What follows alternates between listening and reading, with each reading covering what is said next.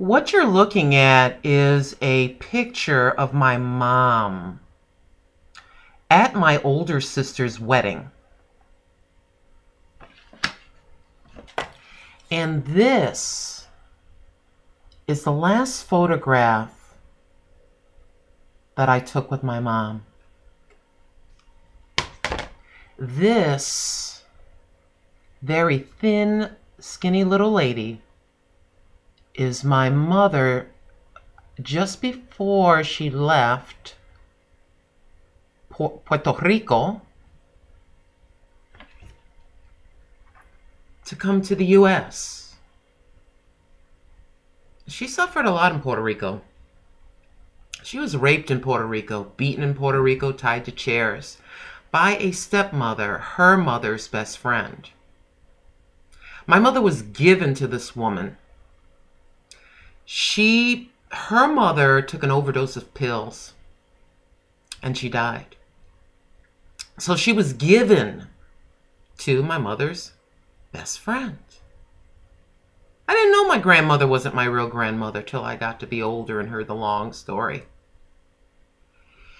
So as soon as she could and got big enough to, from her perspective, this is her description, she got her hiney on a plane and moved to New York City to live with her auntie, my great aunt. I'm told I look like my great aunt.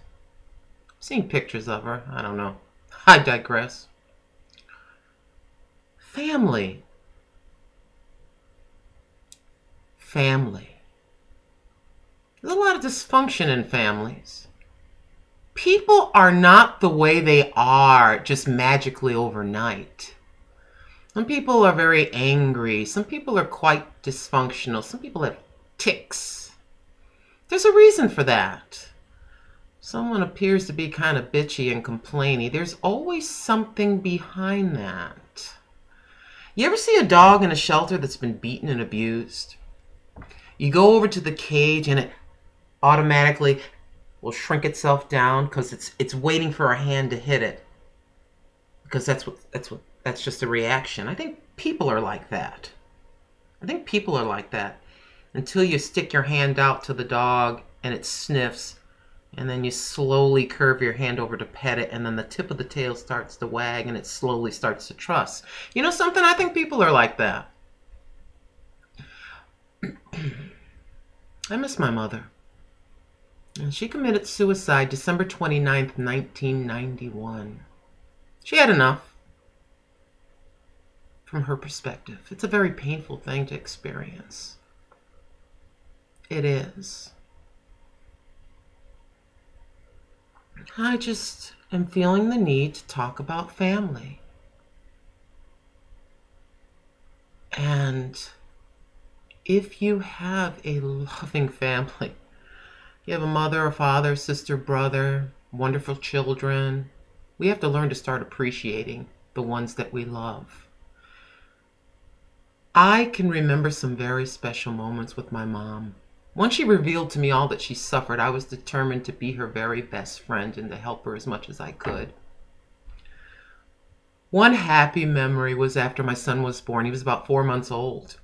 I called my younger sister up. I'm coming to visit. Don't tell Mom I'm coming. Unbelievably, with her gossipy tongue, she kept quiet. She didn't tell. So here I am going up the stairs to my mother's apartment, holding my son. The door opens. Lynn! Oh, she looks down. She snatches that grandbaby up. The look of surprise and joy on her face. It's something that's seared into my head and I will never forget. So those are the things that I think about to make myself feel better about the whole situation. The older sister and I, we really don't talk. We don't.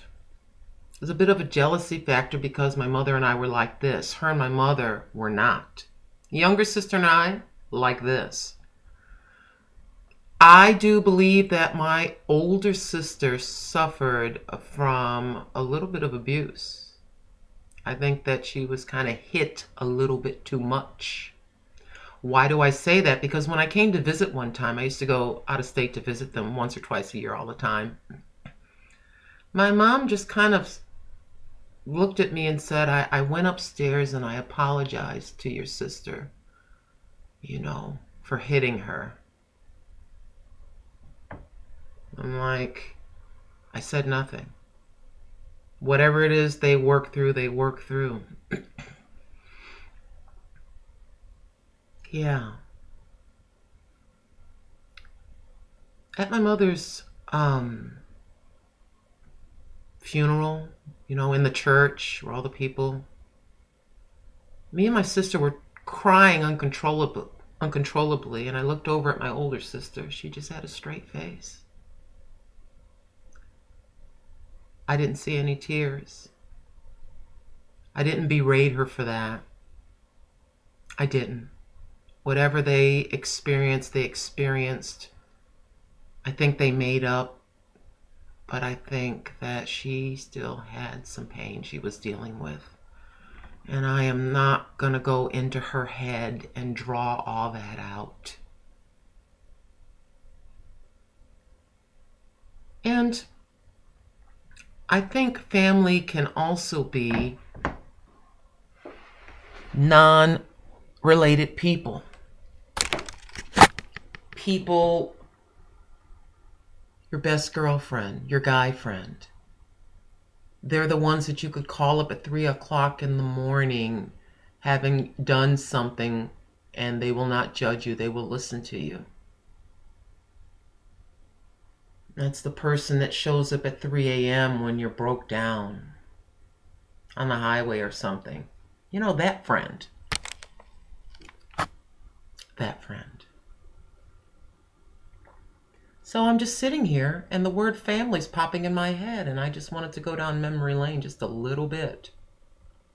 The other thing I wanted to say to husbands and wives who've been married for quite some time, just because cards, just because gifts, just because flowers. One lady at my job, my old job, said to me, do you know what I tell my kids? Give me flowers now because I can't smell them when I'm gone. Give them to me now. I thought that was pretty profound.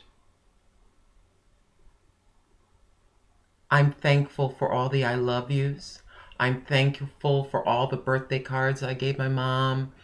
I'm thankful for the Father's Day cards I gave her. That was a running joke. I'm thankful for that. I can look back and I guess not feel guilty in a way. It took me 5 years really to be able to talk about everything. You know what I mean?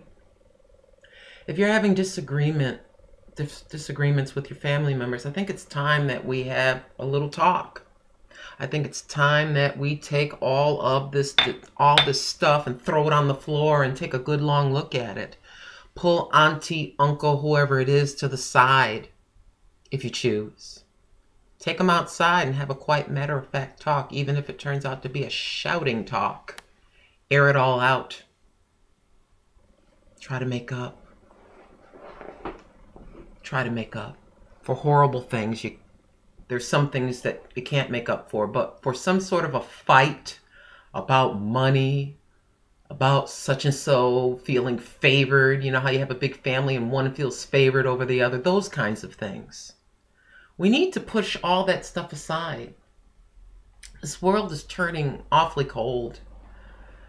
Do you know with young people, it's uncool to show emotion? That you're cool when you're like this? When you have a straight face, that's cool. Don't show emotion, that's not cool. Anyways, this is my little mini family vlog. Husbands and wives, get the just because I love you card, flowers, whatever it is.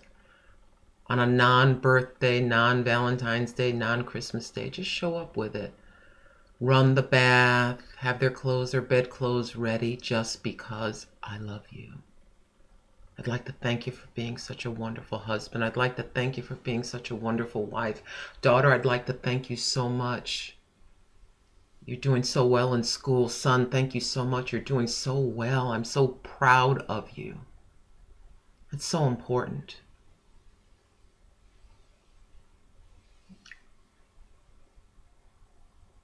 I would chop it off with a rusty knife to have 10 more minutes with her. One more I love you, one more hug. I miss her. I do. Yes, it's been a very, very long time, but just to sit, look in her eyes, share a cup of coffee and a laugh. She had an infectious laugh. I can still hear it in my head. So anyways,